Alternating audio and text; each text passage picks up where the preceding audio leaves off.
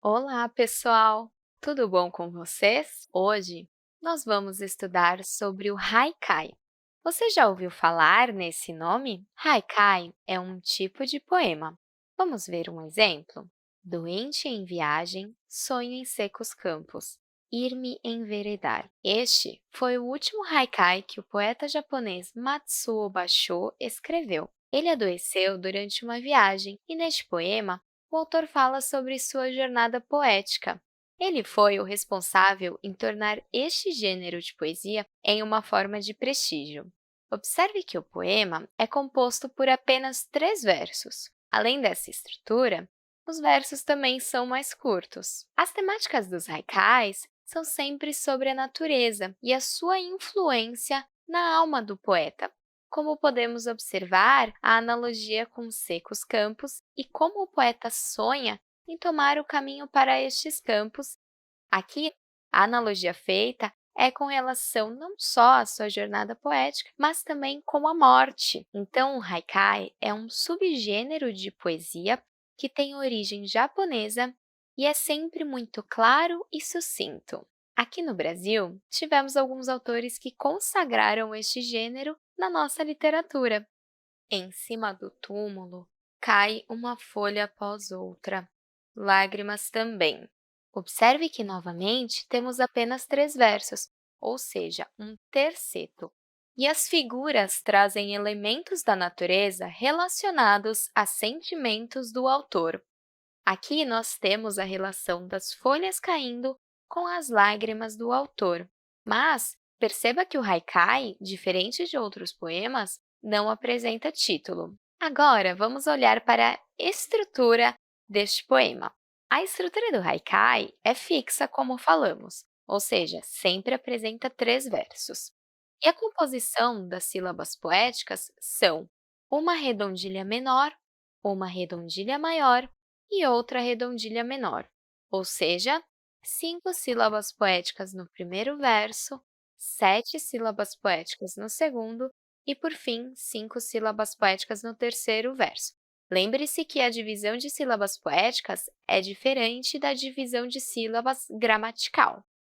Aqui neste haikai, também temos a presença do kigo.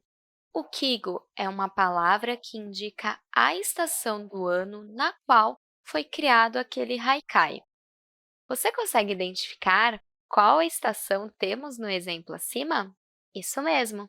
No segundo verso, quando falamos sobre a folha que cai, conseguimos identificar o outono, pois é a estação que as árvores perdem suas folhas. Alguns escritores brasileiros, ao escreverem haikais, modificaram algumas características tradicionais de sua origem japonesa. Aqui no Brasil, alguns autores não seguem essa estrutura fixa de redondilhas maiores e redondilhas menores e houve uma ampliação dos temas. Paulo Leminski é um dos principais nomes do haikai no Brasil. Em seus haikais, observamos a liberdade poética do autor e a forma como ele aproximou o estilo japonês com elementos tipicamente brasileiros. A palmeira estremece, palmas para ela, que ela merece. Observe que Leminski, neste exemplo, traz o tema da natureza, mas com um elemento tipicamente do Brasil. Você sabe qual elemento é esse? Isso mesmo, a palmeira. Mas aqui, diferente dos haikais tradicionais, nós não temos uma relação desta natureza com a alma do autor de forma tão clara. Para tornar a leitura mais rica, que tal observar a musicalidade presente neste haikai? Mesmo com apenas 3 versos, temos uma sonoridade e ritmo. Além disso, temos a presença da rima de estremece com merece. Essa rima não é comum dos haikais, mas aqui Paulo Leminski se utiliza da sua liberdade poética para trazer este novo elemento. Rio do mistério, que seria de mim se me levassem a sério? Neste outro haikai, temos uma total ruptura com a temática da natureza. Aqui, nenhum elemento da natureza está mencionado, apenas o sentimentalismo e reflexão do eu lírico. Novamente, temos somente 3 versos, e a mensagem tratada neste poema é passada de forma clara e objetiva, sempre trazendo versos curtos. Aqui nós temos o haikai de uma outra autora, Arco-íris. Arco-íris no céu. Está sorrindo o menino que há pouco chorou. A autora também traz novos elementos para a estrutura tradicional do haikai. Novamente, temos a presença da estrutura fixa com redondilha menor e redondilha maior. Mas, observe que, ao contrário dos outros exemplos, aqui temos a presença de um título, e mesmo com a ausência de rimas, apresenta uma sonoridade e construção de imagens muito claras.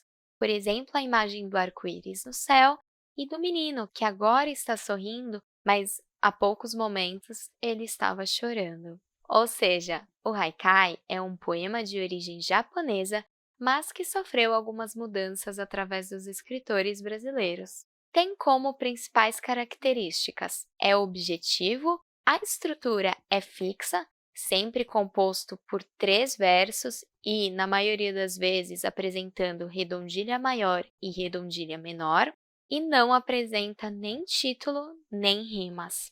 Além disso, a construção de imagens formada por esse texto é feita de uma forma muito clara e que fica muito explícita na imaginação do leitor. Embora estas sejam as características mais tradicionais, alguns poetas usam da sua liberdade poética para fazer novas criações. É o caso de Helena Collodi, que traz título em sua poesia, por exemplo, ou de Leminski, que utiliza-se das rimas para compor sua sonoridade. Agora, tenho certeza que você observará com mais atenção as características dos haikais que encontra por aí. Convido você para conhecer outros poemas dos escritores mencionados nesta aula e identificar as características típicas do haikai neles. Nós nos vemos em uma próxima aula!